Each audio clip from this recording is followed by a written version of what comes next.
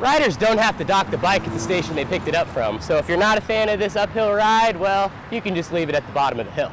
And what Tom Herman says, well, it means something. Back in 2015 as Ohio State's offensive coordinator, Herman used 3 different quarterbacks to guide the Buckeyes to a national championship. Who's to say he couldn't do the same thing with the Horns in 2018? The Spring League intentionally has small rosters in order for everyone to get a chance to prove their skills. But one issue they didn't expect to run into, guys having to play for 2 teams. Regardless of its interpretation, it's pretty clear that everyone wants it to be called consistently. Either call it taunting or let it slide. For now, reporting live from the University of Texas down or up in Austin, Spencer Soicher, KVUE Sports. There's plenty of signals in a football game, plenty of traditions, pageantry, that's what's up. But what's down? That's what everyone's talking about. After the play, unsportsmanlike conduct, number 13 of the offense. The horns down doesn't really seem all that creative, but apparently it's great. It does exactly what they want. It ticks you off. In a now deleted tweet, Sam Ehlinger told everyone how he felt about the horns down signal. Mac Brown, he doesn't like it either. I think that's something we ought to talk about as a league. I think horns down are disrespectful for players on the field. But what's taunting about it? Isn't the horns up taunting then too? What about this? Shh. It's basically the same thing. Or please tell me why Chris Nelson was told not to rub his belly anymore. Everyone loves that. We'll never know, but West Virginia coach Dana Holgorsen makes a pretty good argument. It's also pretty much this. And some of you in here know what I'm talking about. I mean, there's a hand signal that looks like the state of West Virginia that we could be flashing. Regardless of its interpretation, it's pretty clear that everyone wants it to be called consistently. Either call it taunting or let it slide. For now, reporting live from the University of Texas down or up in Austin, Spencer Soicher, KVUE Sports. Relax, Texas is gonna be fine. When UT quarterback Sam Ehlinger went down with a shoulder injury in the first quarter of the Horns' win over Baylor, you'd have thought the season was over. 6-1, number 9 ranking. The season, still over. And he came off, he goes, "Coach, my shoulder's messed up. My shoulder's messed up." I said, okay. So we had the trainers look at him, and his shoulder was messed up. We don't really know how hurt Sam is. A sprained AC joint, an injury with differing recovery times. What we do know is that they can win without him and with backup quarterback Shane Buechele. You never want this to happen. You never expect it to happen. And, you know, just talking with my family and my teammates, you know, they've always said just stay ready and be the best teammate that you can be, and that's what I've tried to do.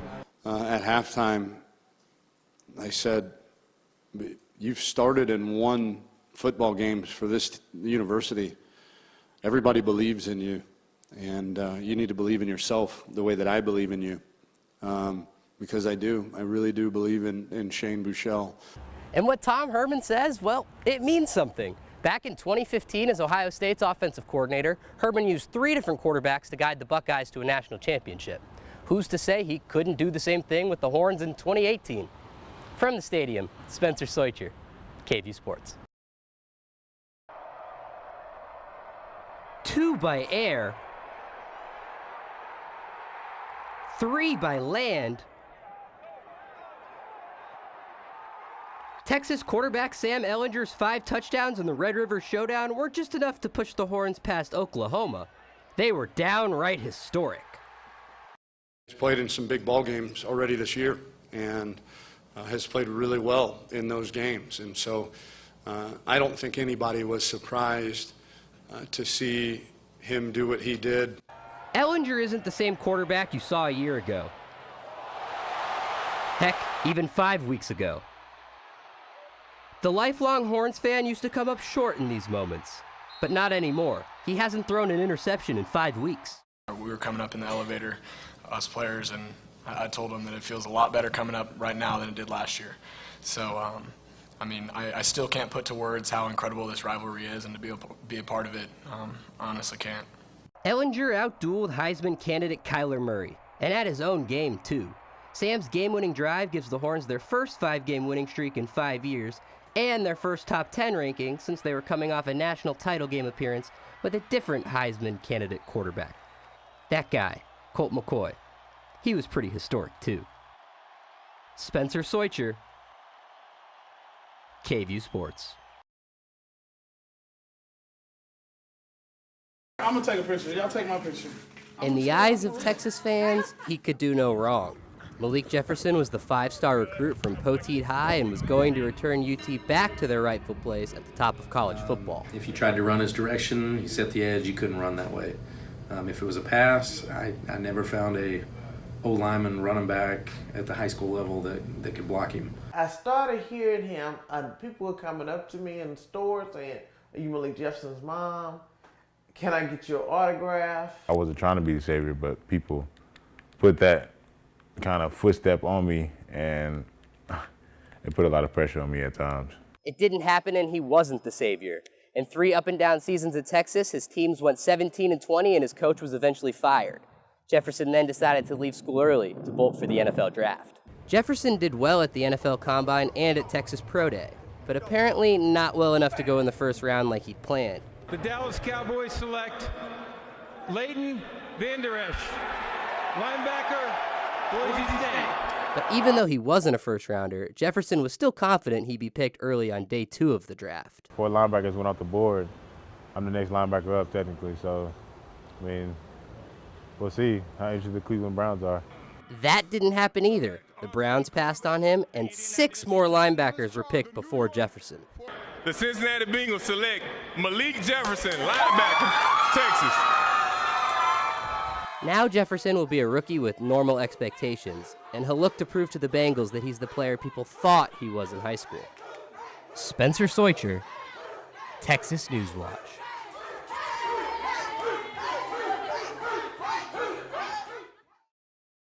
This is Talkin' Sports. Hi everybody, and congratulations. The worst sports day of the year is finally over. Every year, that Wednesday after the baseball all-star game, no football, baseball, hockey, tennis, soccer, or even summer league basketball anymore. But today, we get some golf. Opening round of the British Open teeing off overnight at Carnoustie Golf Links in Scotland, with the local boy, Salt Lake's own Tony Finau continues his hot streak. That's Finau for birdie at 13, and it'll put him at 2 under par. Then after a birdie at 14, this for 3 straight birdies. Yes, gets the 4 under. Finau then at 18 in the fairway bunker, and these Carnoustie bunkers are no joke. He'll get it to land at the front of the green. We'll set up another birdie putt. Finau's final putt on 18. The long shot he nails. Finau with 8 birdies on the round, 4 bogeys though. He's 4 under par. Finau's 1 shot back at this guy though, the leader, Kevin Kisner. That shot put him at 5 under. But it's a little bit early, but we'll still take a look at the leaderboard now. Kisner and Finau at the top. Rory's in 8th place at 2 under, and then, well, there's Mr. Tiger Woods in the middle of the pack, still waiting for him to break out. He finishes with an even par first round. Talking sports tonight is Talking RSL. David and Dunny will be here. The Mike Petke suspension will be a major topic. How does his 2-game suspension affect the team? Plus, they'll get you set for Saturday's second leg of the Rocky Mountain Cup against the Colorado Rapids. Talking sports is Talking Real tonight.